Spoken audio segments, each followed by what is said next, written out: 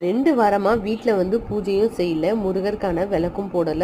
அதுக்கு வந்து ரொம்ப முக்கியமான ரீசன் வந்து ஒரு விஷயம் சொல்லுவாங்க இல்லையா? கண்ண மூடி தொறக்கறதுக்குள்ளே எல்லா விஷயமும் நடந்து போச்சு அப்படின்னு. அதாவது இன்னொரு பழமொழியே இருக்கு. விளையாட்டே வினையாகும் அப்படின்னு சொல்லிட்டு. வைகாசி, விசாகம் முடிஞ்சு ஒரு 2 நாளுக்கு அப்புறம் பசங்கலாம் வந்து விளையாடிட்டு இருந்தாங்க. அப்ப அம்மாவோட கை வந்து கதவுல மாட்டி, அம்மாக்கு வந்து ஸ்டிச் போடுற அளவுக்கு வந்து போயிடுச்சு. பையன் தெரியாம கதவ மூடுனதுனால ஒரு பெரிய ஒரு விஷயம் நடந்து போச்சு. அம்மாக்கு வந்து நெறைய பிளட் லாஸ் ஆகி போன வாரம் புதன்கிழமை அன்னைக்கு தான் வீட்டுக்கே வந்தாங்க. எந்த வேலையும் செய்ய முடியல. அம்மாக்கு நினைச்சத நினைச்சு ரொம்ப வருத்தமா இருந்தது. இன்னைக்கு தான் பூஜை பண்ணதுக்கு வாய்ப்பே கிடைச்சது.